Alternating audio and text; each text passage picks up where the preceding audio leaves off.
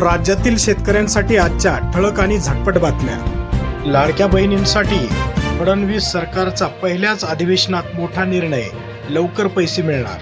सामंत यांनी विधानसभेत मांडलेल्या पुरवणीमध्ये महिला व बाल विकास विभागासाठी 2155 कोटीची तरतूद करण्यात आली आहे। यापैकी लाडकी बहीण योजनेसाठी 1400 कोटी रुपये राखून ठेवण्यात आले आहेत। दोन्ही उपमुख्यमंत्री अधिवेशनातून गायब, खाते वाटपाचं घोडं आडल्याने चर्चांना उधाण।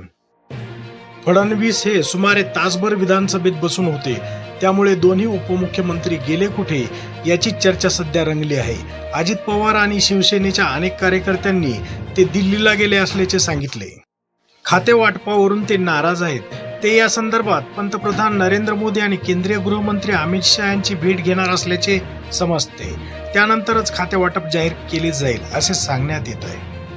आडपडदा ना भीती, बेधडक भुजबळांच्या निशाण्यावर थेट अजित पवार म्हणाले, कसला वादा आणि कसला दादा। माजी मंत्री आणि राष्ट्रवादी काँग्रेसचे ज्येष्ठ नेते छगन भुजबळ हे मंगळवारी येवला दौऱ्यावर आले होते। त्यावेळी त्यांनी आपल्या कार्यकर्ते पदाधिकारी यांच्याशी संवाद साधला। त्यांनी आता मंत्रिपदासाठी तोंडसुख घेतल्यानंतर पक्षाच्या नेत्यावर संताप व्यक्त केला आहे। छगन भुजबळ यांनी आता थेट राष्ट्रवादी काँग्रेसचे प्रमुख नेते आणि उपमुख्यमंत्री अजित पवारांनाच धारेवर धरले आहे। ते म्हणाले, प्रत्येकाला मंत्रिपद हवं असते, प्रश्न मंत्रिपदाचा नाही। ज्या प्रकारे अवहेलना करण्यात आली त्याचा मला मंत्रिपद कोणी नाकारलं हे शोधण्याचा प्रयत्न सुरू आहे। कोणी नाकारलं हे शोधावं लागेल, असंही भुजबळांनी यावेळी सांगितलं। छत्रपती संभाजीनगर, थांबता थांबेना बिबट्याच्या हल्ल्याची शृंखला। रात्री उशिरा बिबट्याने वासरूचा फडशा पाडल्याचे दिसते। हातनूर परिसरात अंतापूर, जळगाव घाट, खेडा, बनशेंद्रा, रुईखेडा, आलापूर, घुसूर, निमडोंगरी, शिवराई, जैतापूर, आठेगाव आदी ठिकाणी बिबट्या आता दररोज कुठे ना कुठेतरी पाळीव प्राण्यावर हल्ला करत आहे। लोकनेते विजय वाकोडे यांचे निधन। परभणीतील दलित चळवळीचे नेते लोकनेते विजय वाकोडे यांचे हृदयविकाराच्या झटक्याने सोमवारी दिनांक 16 डिसेंबर रात्री 9च्या सुमारास निधन झाले। मृत्यूसमयी ते 63 वर्षांचे होते। गेल्या अनेक दशकापासून त्यांनी दलित चळवळीत मोठा सहभाग घेतला होता। सर्वसामान्याचा कहवारी म्हणून त्यांची ओळख होती। बड्या थकबाकीदारांना 12 लाख कोटीची माफी, स्टेट बँकेकडून सर्वाधिक कर्ज राईट ऑफ। परभणी घटनेच्या निषेधार्थ आंबेडकरी संघटनांच्या लातूर बंदला प्रतिसाद। जरांगे आज आंतरवलीतून उपोषणाची घोषणा करणार। मंत्रिमंडळ विस्ताराच्या दुसऱ्या दिवशी मनोज जरांगे पाटील यांनी पुन्हा उपोषणाचा इशारा दिला। मंत्र्याचा शपथविधी झाला, आता उद्या पत्रकार परिषद घेऊन अमर उपोषणाची तारीख सांगणार असल्याची घोषणा त्यांनी केली। अतिवृष्टीचे 395 कोटी रुपये महाआयटी पोर्टलवर अपलोड।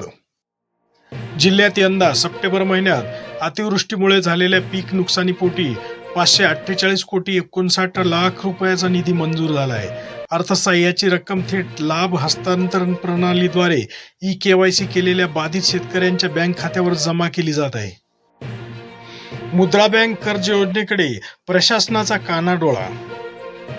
शिक्षण घेऊनही बेरोजगार असलेल्या तरुणांना स्वतःचा व्यवसाय सुरू करता यावा यासाठी विविध बँकांकडून त्यांच्या बिनव्याजी कर्ज उपलब्ध व्हावे या हेतूने शासनाने मुद्रा बँक ही अभिनव योजना हाती घेतली होती। मात्र जिल्ह्यात या योजनेत जनजागृती पूर्णतः थंडावली असून प्रशासनाने याकडे कानाडोळा केल्याचे दिसून येत आहे। संतोष देशमुख यांच्या खुनाची चौकशी करण्यासाठी CID पथक आज मस्साजोग येथे दाखल। सौर कृषी पंपासाठी अर्जाचा पाऊस। लातूर जिल्ह्यात 8,331 शेतकऱ्यांचा समावेश आहे, तर बीड जिल्ह्यात 21,196 आणि धाराशिव जिल्ह्यात 10,107 शेतकऱ्यांचा समावेश आहे। मात्र अद्यापही यापैकी एकाही शेतकऱ्याने आपल्या लाभार्थी हिश्श्याची रक्कम भरलेली नाही।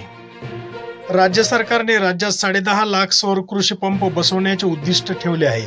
त्यामुळे या योजनेत अधिकाधिक शेतकरी लाभ कसे घेतील याकडे महावितरणचे लक्ष लागले आहे। आम्ही शेतकऱ्याचा माल 3.5 पट अधिक भावाने खरेदी केला, अमित शहा यांचा दावा। डल्लेवाल यांचा थेट इशारा। तर कायदा करा, केंद्र सरकार 3.5 पट अधिक हमी भावाने शेतमालाची खरेदी करण्याचा दावा करत असेल तर हमीभाव कायद्याची अंमलबजावणी करायला काय हरकत आहे? उत्तर प्रदेश आणि बिहारसह अनेक राज्यांमध्ये हमीभावावर धानाची खरेदी होत नसल्याने शेतकऱ्याचे नुकसान होत असल्याचा दावा देखील डल्लेवाले यांनी केला आहे. शक्तीपीठ महामार्गात बाधित शेतकऱ्यांना एकरी 2 कोटी द्या. कांद्याच्या भावात मोठी घसरण, भाव आणखी कमी होतील का? निर्यात शुल्क काढण्याची शेतकऱ्यांची मागणी.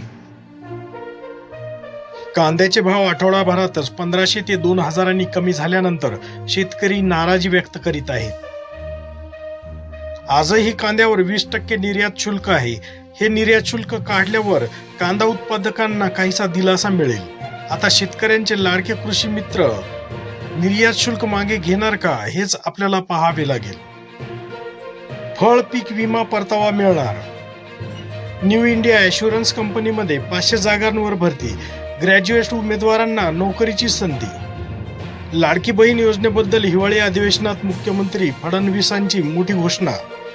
लाडक्या बहिणीला मिळणार 2100 रुपये. हमीभावात सोयाबीन विक्रीसाठी शासनाने नोंदणीला 31 डिसेंबरपर्यंतची मुदतवाढ दिली आहे. यावल तालुक्यात कोरपावली येथील विकासोमध्ये ही नोंदणी सुरू आहे. कोरपावली विकासोत केंद्र शासनाच्या किमान आधारभूत किंमत खरेदी योजनेत सोयाबीन विक्रीसाठी नोंदणी सुरू आहे.